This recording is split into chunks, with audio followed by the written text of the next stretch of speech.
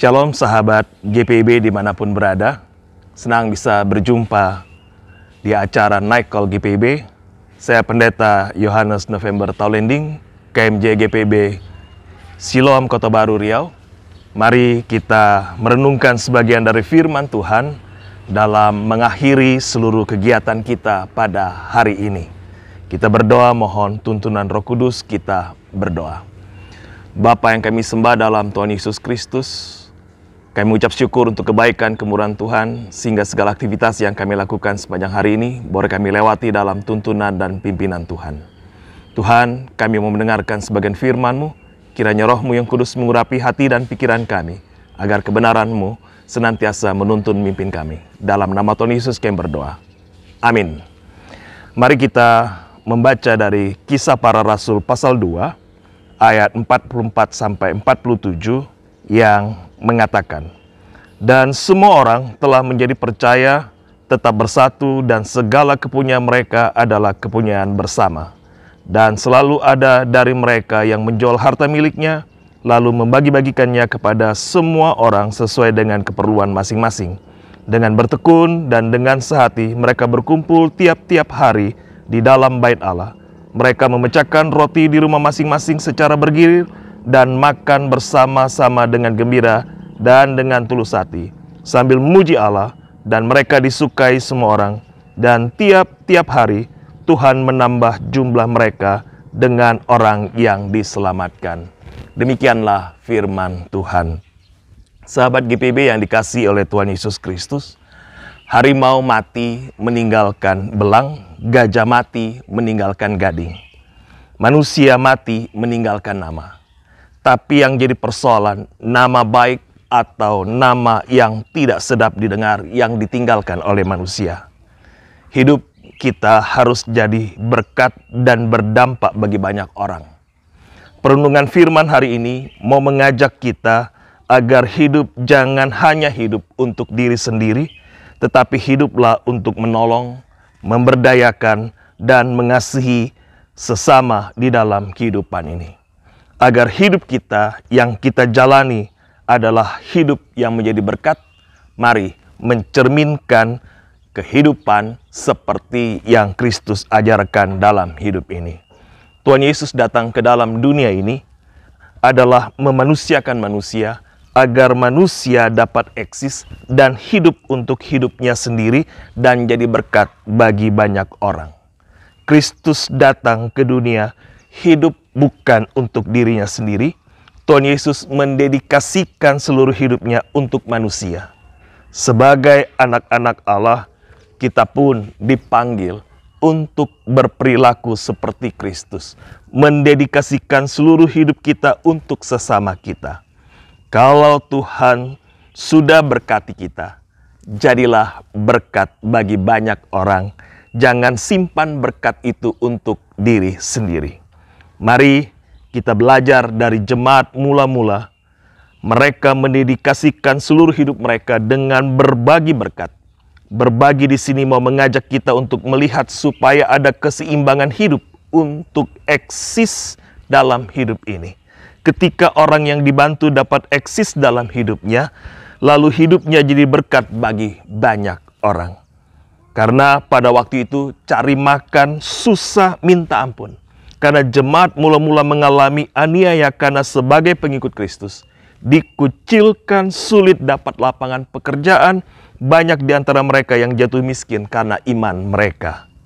Kesulitan yang dihadapi oleh jemaat mula-mula tidak membuat mereka menjual dan meninggalkan kepercayaan mereka kepada Yesus Kristus yang telah mati di kayu salib untuk menyelamatkan dosa-dosa manusia dan bangkit pada hari ketiga untuk menyatakan kepada semua orang percaya bahwa Kristus adalah kemenangan dan kebangkitan. Akhir dari hidup ini ada kehidupan lagi, yaitu hidup bersama dengan Sang Bapa di sorga kelak. Sahabat GPIB yang dikasihi oleh Tuhan Yesus Kristus, Roh Kudus menggerakkan hati para rasul dan para pengikut Kristus di jemaat mula-mula untuk punya hati, berbagi dan peduli kepada sesama yang membutuhkan. Gereja mula-mula saat itu dimulai dari satu tempat di Yerusalem. Jemaat mula-mula berkumpul dan mengadakan persekutuan di Bait Allah. Mereka bertekun pada pengejaran para rasul yang mengajarkan kasih Kristus. Cara hidup jemaat mula-mula begitu luar biasa karena mereka menunjukkan kualitas hidup yang berbeda, sekalipun berada di tengah situasi yang tidak baik dan penuh tekanan. Namun keberadaan mereka disukai semua orang. Mereka hidup bukan untuk mereka sendiri, tetapi hidup untuk Kristus, untuk Tuhan.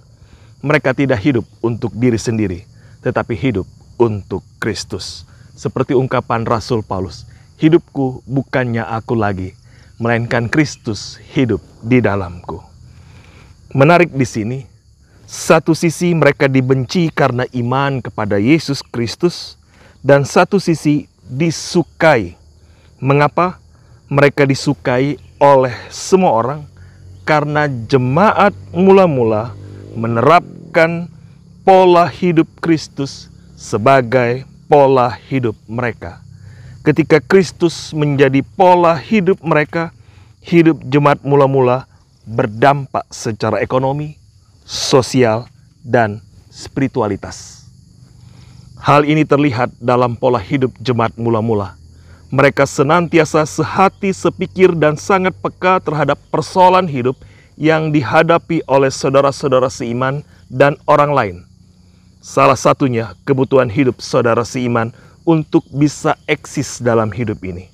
Oleh karena itu, dapat kita lihat dalam perikop bacaan kita, semua kepunyaan mereka adalah kepunyaan bersama, dan selalu ada dari mereka yang menjual harta miliknya, lalu membagi-bagikannya kepada semua orang sesuai dengan keperluan masing-masing. Secara ekonomi, jemaat mula-mula membangun kehidupan dasar hidup manusia untuk bisa cari makan sendiri. Untuk bisa makan sendiri butuh dibantu, diberi modal, diberdayakan, dirangkul. Dan jemaat mula-mula melakukannya itu. Yang penting, cara hidup beriman dari jemaat mula-mula adalah mereka hidup dalam persekutuan yang kuat dan memiliki rasa haus dan lapar akan firman Tuhan. Tapi mereka tidak hanya jadi pendengar yang setia, tetapi menjadi pelaku utama dalam memberlakukan firman Tuhan yang mereka dengar. Sehingga jemaat gereja mula-mula sangat peka terhadap kebutuhan orang lain untuk eksis dalam hidup. Kalau kita bandingkan dengan pola hidup orang percaya sekarang, hal ini sangat kontradiktif bila dibandingkan dengan keadaan manusia zaman sekarang yang cenderung bersikap egois. Orang percaya sekarang mikir untuk hidup bagi dirinya sendiri. Saya saja sudah susah, buat apa mikirin orang lain? Kasihnya menjadi dingin, tidak sehangat kasih jemaat mula-mula yang merangkul, memberdayakan, peduli, peka kepada yang membutuhkan. Kasih Kristus yang menjadi dasar jemaat mula-mula untuk memberlakukan kasih Kristus. Jemaat mula-mula membangun persekutuan persaudaraan yang tulus bukan bulus. Inilah etika berperilaku yang dibangun. Dampak dari hidup yang mencerminkan Kristus, Tuhan menambahkan jumlah mereka dengan orang yang diselamatkan. Inilah dampak spiritualitas yang dibangun oleh jemaat mula-mula. Hari ini, pola hidup jemaat gereja mula-mula menjadi sebuah tamparan keras bagi kita. Dalam kehidupan bergereja, kita membangun tembok-tembok pemisah dan menutup mata terhadap saudara seiman yang membutuhkan. Menyedihkan sekali bila orang Kristen tak punya kasih dalam wujud nyata. Itu artinya mereka melakukan apa yang Tuhan perintahkan tidak dilakukan dalam hidup ini. Mereka hidup menurut kehendak sendiri. Menyedihkan sekali, orang Kristen tidak punya kasih. Mereka tidak melakukan apa yang diperintahkan oleh Tuhan. Yohanes 13 ayat 34-35 mengatakan, Aku memberikan perintah baru kepada kamu, yaitu supaya kamu saling mengasihi, sama seperti aku telah mengasihi kamu. Demikian pula kamu harus saling mengasihi. Dengan demikian semua orang akan tahu bahwa kamu adalah murid-muridku jikalau kamu saling mengasihi. Bagaimana orang percaya menjadi saksi-saksi Kristus di tengah dunia bila tak punya kasih? Sebab orang lain menilai kita bukan dari apa yang kita ucapkan, atau teori yang muluk-muluk tentang firman Tuhan, tetapi apa yang telah kita perbuat bagi mereka. Bagaimana kenyataannya? Banyak orang Kristen enggan menabur kebaikan kepada sesamanya. Janganlah menahan kebaikan daripada orang-orang yang berhak menerima, padahal engkau mampu melakukannya. Ini adalah tantangan bagi gereja Tuhan untuk menjalankan perannya sebagai terang dunia. Sahabat GPIB yang dikasihi oleh Tuhan Yesus Kristus, mari kita koreksi persekutuan kita sebagai warga gereja GPIB, Gereja Protestan Indonesia bagian Barat. Apakah sebagai warga gereja kita saling peduli, saling menolong, saling memberdayakan sebagai gereja, sesama warga gereja di dalam kehidupan ini?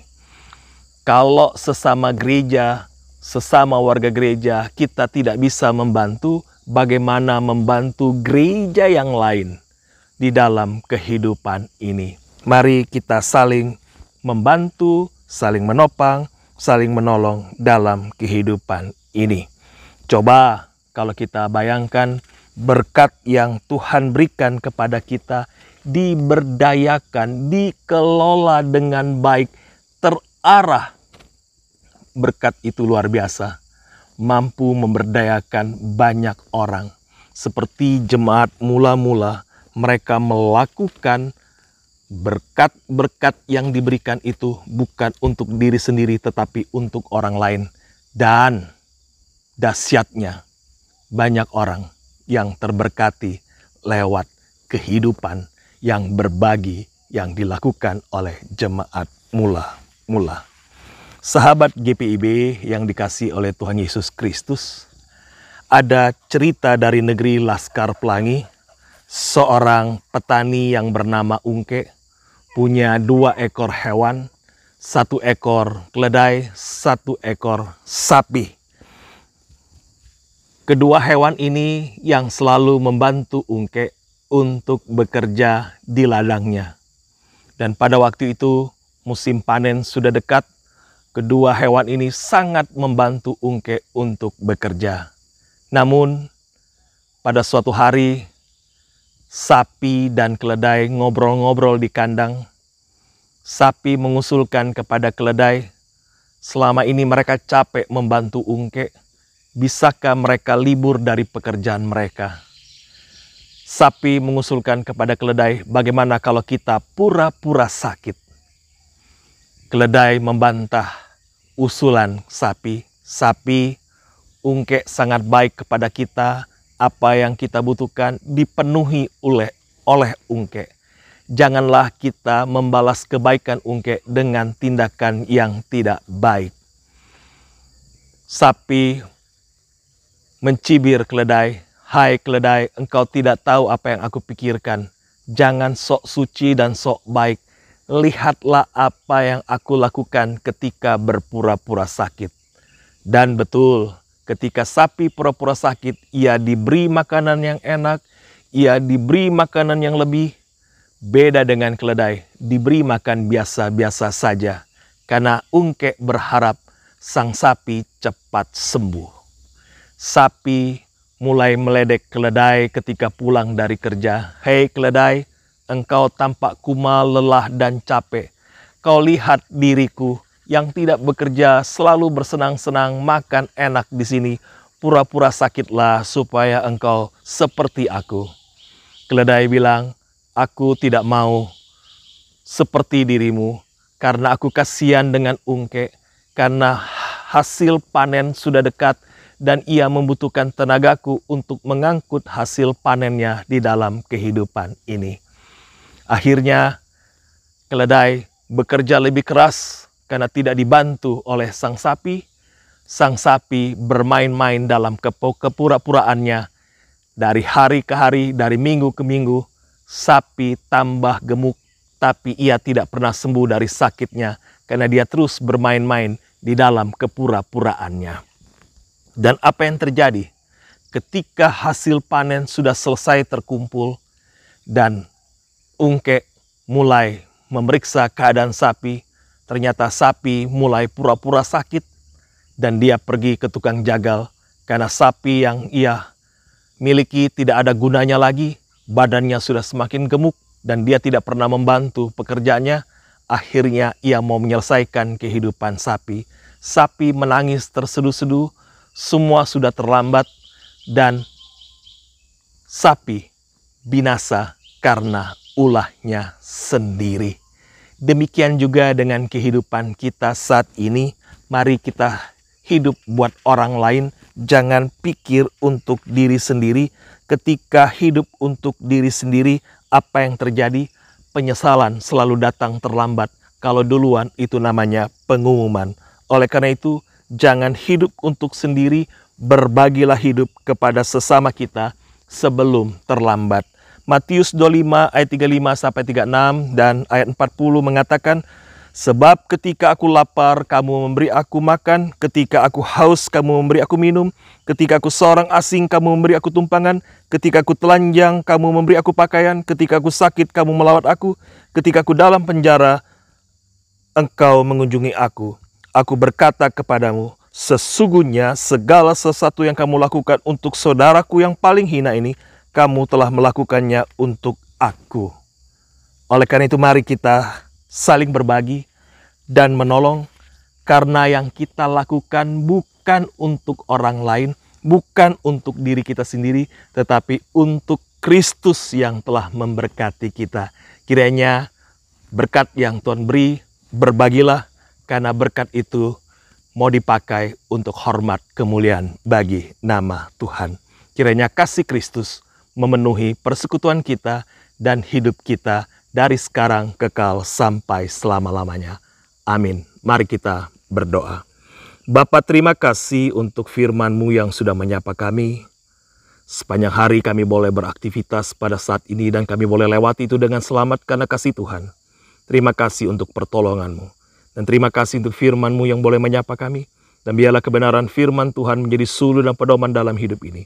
Agar firman yang kami dengar tidak berlalu begitu saja, tapi kami mau lakukan dalam kehidupan beriman kami. Tuhan tolong dan pimpin kami di dalam kehidupan ini. Terima kasih ya Tuhan untuk kebaikan kemurahan-Mu yang Tuhan nyatakan dalam kehidupan kami. Sehingga kami boleh melakukan segala sesuatu dalam hidup ini. Tuhan yang memberkati. Berkati kehidupan kami, berkati pekerjaan kami, karir kami, usaha kami. Agar kehidupan yang kami jalani adalah kehidupan yang diberkati oleh Tuhan. Berkati kehidupan pribadi lepas pribadi, berkati kehidupan keluarga kami, jauhkan dari hal-hal yang tidak berkenan, agar kami boleh melihat kebaikan kemurahan Tuhan. Berkati kehidupan kami sebagai orang tua, menjadi orang tua yang bijaksana, menjadi orang tua yang baik bagi anak-anak kami. Begitu juga dengan anak-anak kami, baik yang dalam kandungan, baik yang duduk di bangku pendidikan dari tingkat dasar maupun tinggi, baik yang bersama-sama dengan kami maupun yang jauh. Perlindungan Tuhan, penyertaan Tuhan yang memberkati anak-anak kami. Masa depan anak-anak kami ya Tuhan, kami pertaruhkan ke dalam tangan Tuhan. Biarlah Tuhan yang berperkara dan memberkati kehidupan anak-anak kami. Kami juga berdoa ya Tuhan buat kehidupan persekutuan gereja kami. Tuhan berkati dimanapun kami bergereja, berkati pelayan-pelayan Tuhan yang melayani di tengah-tengah gereja Tuhan. Kiranya Tuhan memberkati gereja Tuhan di dalam kehidupan ini. Begitu juga dengan pelayanan yang dilakukan di tingkat-tingkat jemaat, baik di kota, di desa, baik maupun secara sinodal. Tuhan berkati fungsionaris majelis sinode dalam menjalankan tugas tanggung jawabnya, agar pelayanan yang dilakukan oleh GPB semakin menjangkau banyak jiwa, sehingga ada banyak jiwa yang diselamatkan di dalam kehidupan ini. Biarlah Tuhan yang memberkati gereja Tuhan. Berkati kehidupan bertetangga, bermasyarakat, berbangsa, bernegara, agar kehidupan berbangsa, bernegara kami diberkati oleh Tuhan. Berkati pemimpin bangsa kami, aparat keamanan TNI dan Polri, agar kami boleh tinggal di bumi Indonesia. Kiranya Tuhan memberkati bangsa kami, berkati pemimpin kami agar konsisten dan konsekuen dalam menjalankan konstitusi kehidupan bersama, agar tidak mengkhianati cita-cita luhur dalam kehidupan berbangsa bernegara. Tuhan berkati pesta demokrasi akan dilaksanakan tahun 2024 yang akan datang, agar kami boleh berpesta dengan baik, dengan menjalankan tugas tanggung jawab sesuai dengan konstitusi yang ada, dan sebagai anak bangsa kami saling menghormati, menghargai satu dengan yang lain. Beda pendapat boleh-boleh saja, tetapi sebagai anak bangsa kami menjalin kesatuan, persatuan sebagai anak bangsa dalam kehidupan ini. Berkati pesta demokrasi akan dilaksanakan, agar kami boleh berpesta dengan baik dan terpilihnya wakil rakyat yang boleh sungguh-sungguh melayani Tuhan di dalam kehidupan ini. Biarlah Tuhan yang memberkati. Anak-anak Tuhan yang mengambil bagian dalam pesta demokrasi, kiranya juga Tuhan memberkati agar mereka juga ketika masuk di dalam kepemimpinan untuk memimpin bangsa negara ini, mereka boleh melakukan tugas tanggung jawab seturut dengan kehendak Tuhan. Biarlah Tuhan yang memberkati dan menopang dalam kehidupan ini. Dalam kesempatan ini kami mau berdoa bagi mereka yang terbeban berat dengan persoalan pergumulan dalam kehidupan ini. Mereka yang tertimpa bencana alam, Tuhan beri penghiburan, memberi kekuatan. Bangsa dalam kaca peperangan, kiranya Tuhan hadirkan damai sejahtera. Mereka yang tertimpa bencana alam, Tuhan beri penghiburan, beri kekuatan dalam kehidupan ini. Yang sakit Tuhan lawat. Di dalam nama Yesus ada kesembuhan, ada pemulihan. Berkati obat-obat yang digunakan, para medis yang menangani. Biarlah Tuhan yang menyembuhkan dan memulihkan di dalam kehidupan ini. Tuhan, inilah kami dengan segala persoalan pergumulan kami. Ada banyak doa dan pinta yang kami lakukan, kami minta. Kiranya Tuhan dengar seluruh doa pinta kami. Malam sudah menjadi bagian dalam kehidupan kami. Sebentar kami juga mau istirahat dan sertai, sehingga kami boleh istirahat dengan baik dan besok pagi boleh bangun dengan tubuh yang segar. Karena Tuhan yang beserta dan menyertai kami. Inilah keberadaan kami ya Tuhan. Kami pertaruhkan kehidupan kami hanyalah ke dalam tangan-Mu. Di dalam nama Tuhan Yesus yang sudah mengajar kami berdoa. Bapa kami yang di surga, dikuduskanlah nama-Mu, datanglah kerajaan-Mu, jadilah kehendak-Mu di bumi seperti di surga. Berilah kami pada hari ini makanan kami yang secukupnya, dan ampunilah kami akan kesalahan kami, seperti kami juga mengampuni orang yang bersalah kepada kami. Dan janganlah bawa kami dalam pencobaan, tetapi lepaskanlah kami daripada yang jahat, karena Engkau-lah punya kerajaan, dan kuasa, dan kemuliaan sampai selama-lamanya. Amin. Kita telah selesai dalam acara Night Call GPIB hari ini. Kita akan selalu berjumpa di dalam acara Night Call GPIB setiap hari. Kiranya acara ini jadi berkat bagi sahabat-sahabat GPIB. Jangan lupa like, share jika acara ini jadi berkat kepada sahabat-sahabat GPIB yang lain.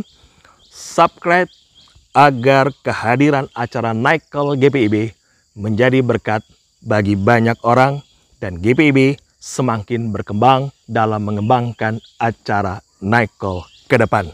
Selamat malam, selamat beristirahat. Tuhan Yesus memberkati. Shalom.